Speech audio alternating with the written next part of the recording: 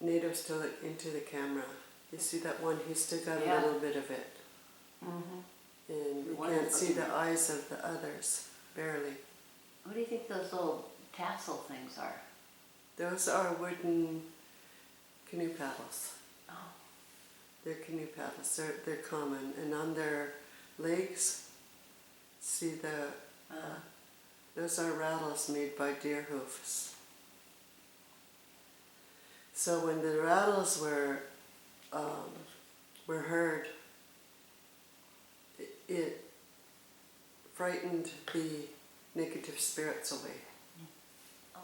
Okay.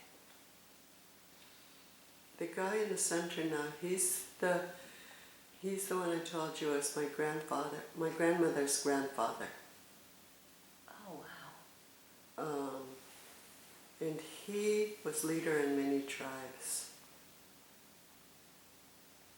The one on the right, I believe, could be from the lower Elwha River. Because you see that mountains in the back, it looks a little bit more like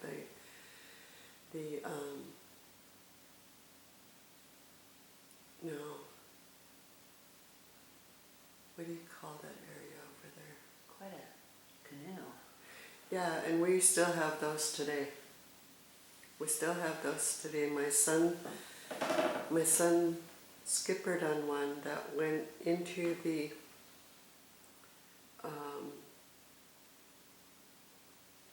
river out of Quinault River. Mm-hmm. And to be able to get down looks hard enough without trying to find a good time to get back up. Yeah, a little rough. Okay, thank you. Now the ladies on the left, I believe, is a very old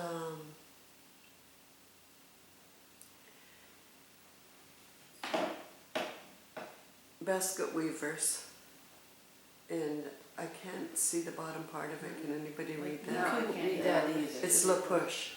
Oh, out La Push. Yeah. Okay. And the one on the right she is coming down Stillaguamish River. On the Stilly. In in a shovel nose canoe. She's got really good balance. She's standing in a narrow canoe and 1 foot on that crossbar. And she's pulling herself. Yeah. Yeah. Wow. That's impressive. Is that the guy that came back from Vietnam on the left? No, that's my dad. Oh, that's your dad. That is my cousin Chester's Okay. uncle. That was my cousin Chester who came from Vietnam. Yes. And he resembles my dad. Oh, okay. And my dad is my cousin Chester's dad, and my dad are brothers. Oh, that's why. Yeah. So who's working on the canoe? So this is one of the Joe brothers who's Cowichan. And I've noticed his ads before and how it must have taken such a lot of labor to get the ads sharp enough to carve a canoe. Back in the day, Bill told me what they used, but I can't remember what it was, so it was some kind of rock. Okay. But this year I believe is steel. Mm-hmm. Did they burn part of the interior before they tried to carve it? Or just carve it? They just carved it. Wow, that's an incredible amount of work. Yeah, it is, and I just wish I had some of those chips Would have been historical to have some of Yes. those gyps. Just to have it. Yeah. This year is up in Friday Creek. I believe that was what the Europeans named the old man was Friday. This year was, have you ever seen Friday Creek up towards the Nawaha casino by the Skagit Casino? Oh, There's a Friday Creek up there. okay. And he was one of the last natives to live up there in the Nawaha and Friday Creek area. It looks like that man's documenting something. He is. I don't know if he's like a tax man or A report. census. Maybe he's an oral history guy. He could be. Yeah. Mhm. And that was the technology of the day, a Yeah. pencil and paper. Mm-hmm. Okay, thank you. Oh, the baskets. Again, this is in the La Push area. I was wondering, yeah. We thought that when we reviewed these photos, that it had to be at the coast. And you can't, normally I cannot make how do I want to say this? I cannot be their oral historian. Mm-hmm. So all I know is like what they're doing here, and what you see is you notice that everything was either made of plants or rocks. They never used anything modern back in those days except for the clothing. And where the clothing came from back then, I couldn't Okay. comment on that. But the lady on the right, it should be Victoria, maybe. What does it say? It just says Indian basket weaver. What's that? And And then then it says it looks like that's the name. Ryan Photo. Yeah, it looks like the person. who And did a it. number for the photographer. Yeah. Maybe you could go online and research that. Mm-hmm. The guy on the left again is my grandma's grandpa and his Hawaiian wife. Back then, I'm not sure why the photographers insisted, but back then the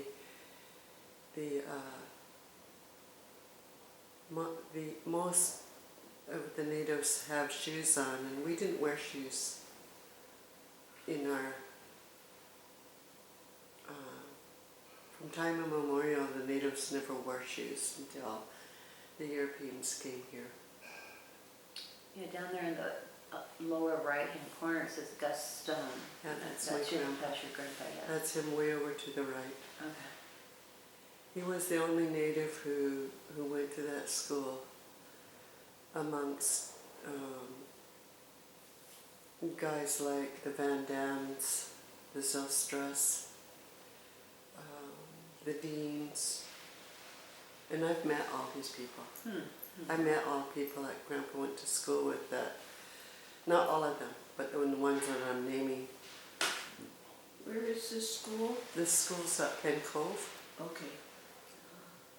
And Grandpa had to move back there when he got back to Guaymas, and the longhouse here was dismantled. Uh-huh. So he moved back to Penn Cove, where they had pretty much another dwelling that was more home, as much home as the longhouse. The longhouse he lived with family. And that's a school he went to in... What was Guaymas called? Pardon? What was the name for Guaymas? My nephew would have to announce that. He's the one that does it. It's good. Now that you brought that up, it's a message for me to say it's okay to tell the story. Grandpa when he was 6. You can see he's 14 here, like 14 or 15. Years before that,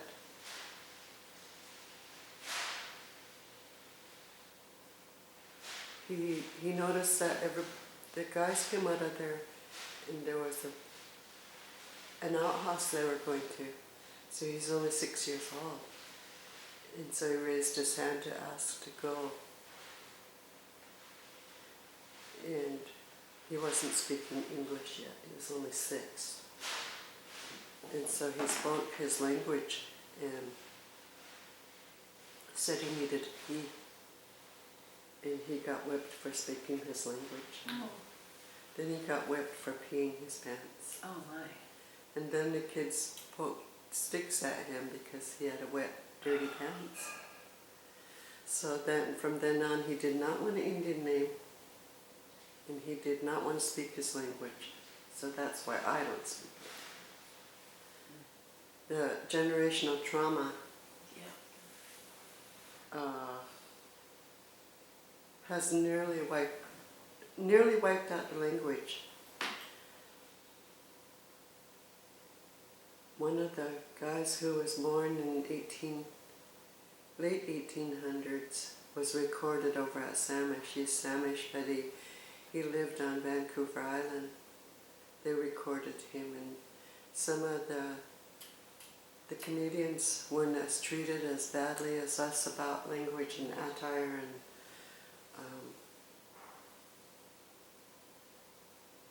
and you know, just our culture in general. They were, how am I going to say this? They were a bit more respected and didn't have to hide their dances and their songs. And today,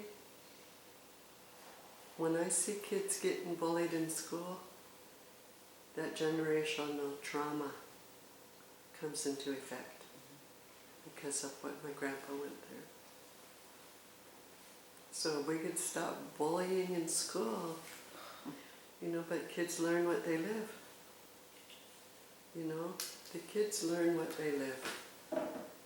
And maybe I could be wrong. Maybe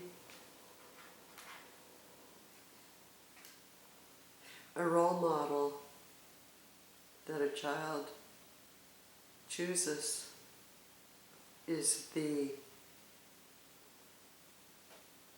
performance that he's going to, well, today I'm going to beat up Charlie because I need to show my peers that I can do it.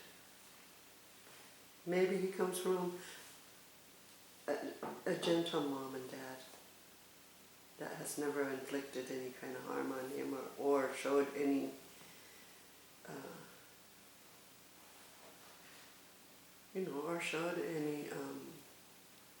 vicious energy. And hoping that after he did these things to another child to gain respect from his peers, that he grows back into who he really is. But how we're going to handle anything that traumatic for the victim. How are we going to help that? Okay, thank you. So that's my great-grandpa on the, my great-grandpa on the right side. And no, let's see, and that's just part of his property. His other part of his property is a log house, which my dad was raised in. The one on the The left again is my grandma's grandpa. And his Indian name was Hechelek. And there's a lot of Hecheleks in his family. He's got 500 living descendants today. Not even counting what he may have in Hawaii, you know. Because some of his wife's people went back to, his wife's children went back to Hawaii. Molokai, there was Molokai. there was leperism out there when a lot of people start leaving that island. Looks like an apple orchard or something. You know what? The oldest orchard probably in the state. And Washington is known for its apples. Yeah. And I've been given permission by the millionaire who don't act like a millionaire to go and set camp up there anytime I want. That's an honor. Yes. This picture on the left, I had to have in this. Did you? Because that speaks. Yeah. So, He graduated Head Start, and this was in Tulalip. And he graduated Head Start over there, and he never in his dreams thought that his great-grandma would come to his graduation. It is the sweetest picture. Yeah. I sometimes think if they shut down all the government, all the businesses, and had let us grandmothers take over for a year, we would get some things we would done. foster this kind of love and respect and mutual admiration. Is that Bill on the right? Yeah. I love that too. That cedar hat that he has was a gift. Wow, that's it. And the drum that he has was a gift, but it's his artwork. Did he use that drum when I saw you over on San Juan for the 9th event for Toki? Was that the same drum? Yeah. Looks familiar Yeah. to me. And behind him is Cayou Valley, and he's honoring the ancestors. What kind of a drum beat is that? So the top part is buckskin. Okay. The middle part is like a, they used to use ocean spray. Oh yeah. But this one here, I believe, is part of a fishing pole. Because a fishing pole can bend back and forth. Flat. Okay. It works. Thank you. Kind of twang. It's okay. Thank you. Oh, there you are.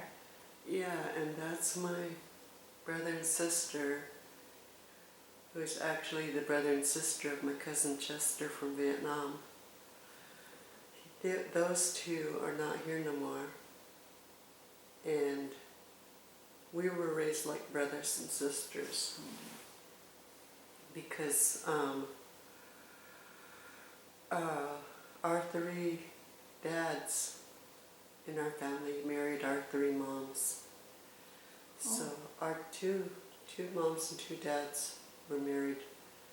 We don't have a fourth picture of my other cousin.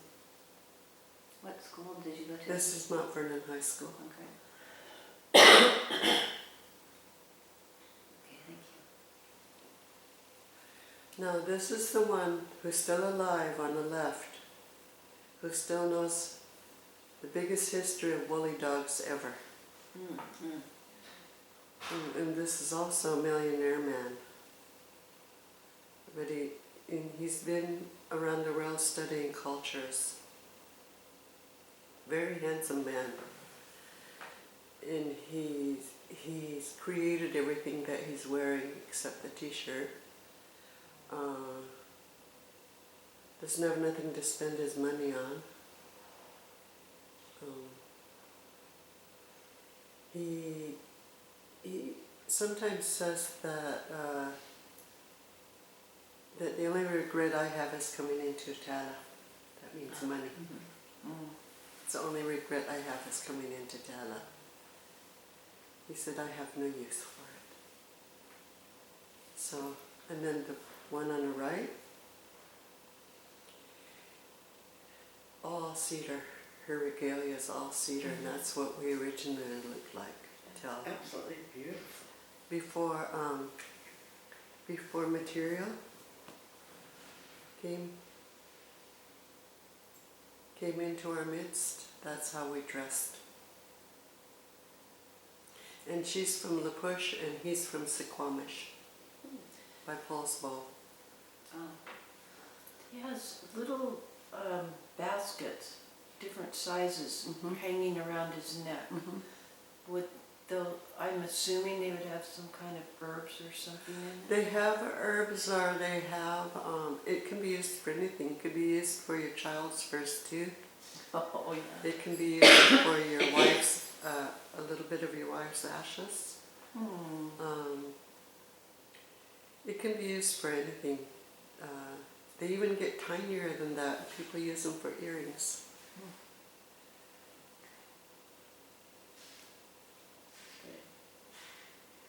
Beautiful. Again, that's my cousin Chester.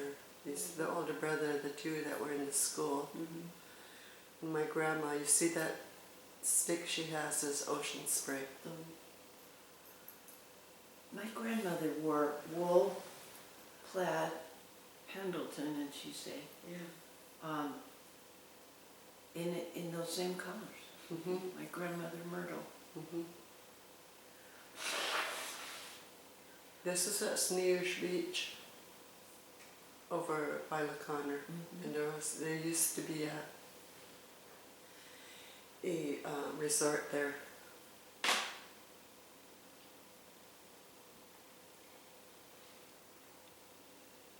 On the left is my mom, closest up from the right there. And this is the kind of net that I caught the 5,000 in. Wow. It's my mom holding the salmon. your mom what? Letting the salmon? Oh, holding the salmon. Matilda Cayou held up one of the largest fish caught that day. So she's holding up a coho. Huh, they only do it every other year. Yeah. That's the pinks are every other year. Okay. If we wanted to, just for fun or for a family day, we could do it during the off season. So my great-grandfather only lived till 1900. And he was from France. How he got the cows to, or the oxes to Orcas, I have no idea. Came over on a barge or something. But that was my dad's grandpa. Your great-grandpa. And that's over on Orcas. Yeah, Do you know why he came? Why he left? why he left France. Uh-huh. They were explorers, and they went from, until they got here and fell in love with my great-grandma. Then the last name isn't spelled the way he spelled it in France. It was spelled Caillou.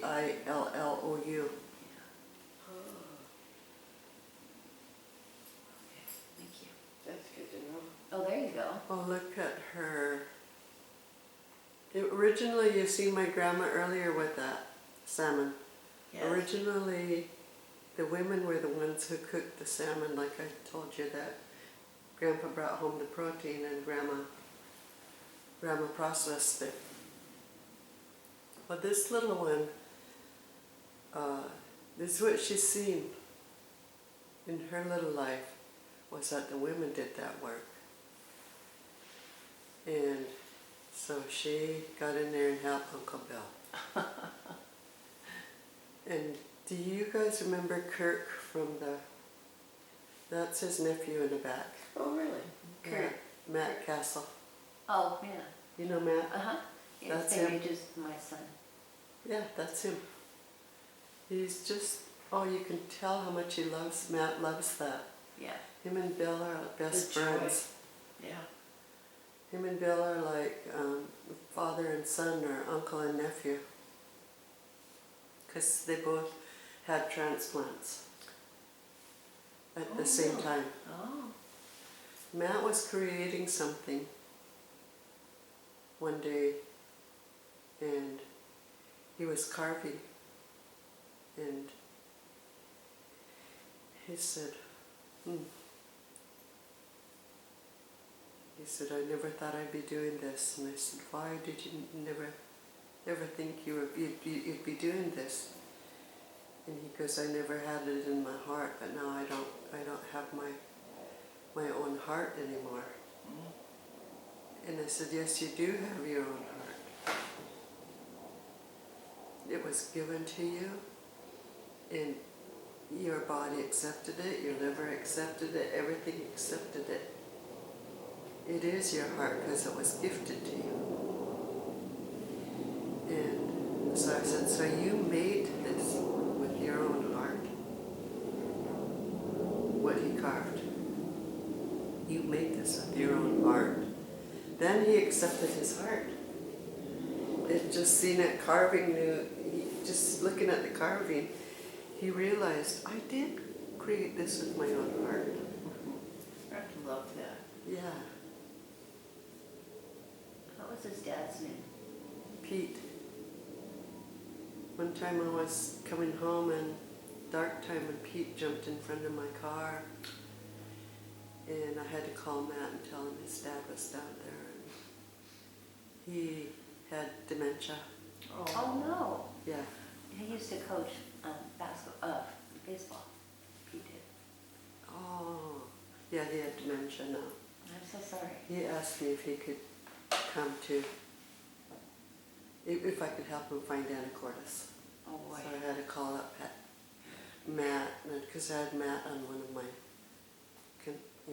he's like our nephew. Yeah. But thus, Matt's healing time is cooking salmon. Matt, as a little child, was in Lopez Island with Pete reef knitting.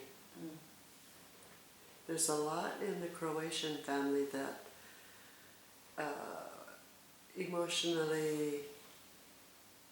emotional and social skills are close to natives. It's interesting. Yeah. Oh, I love that picture of him. Yeah. I'll send that to you. Because I have a clearer picture of it. Oh, do you? Yeah. He always, when he looks at me, that's how he looks at me. Oh. You gotta It love is. How we got together was, I told him one day I was going to leave. I told my daughter that one day I will leave and I'm not going to come back. Generational trauma from their dad being in the boarding school had caused a lot of pain, physical and verbally and emotionally through my 29-year-old marriage that I couldn't take it no more. So I told him one day I'm going to go, and he worked for me then. And I had a clam business. And he says, well, when you go, I'm going with you. And we went to a wedding at my niece's wedding, and I said, well, tonight's the night I've chosen because weddings make me unhappy. I've had an unhappy wedding. I had a wedding that was not planned and I got pregnant. little did I know until about 5 years into the marriage did I realize how many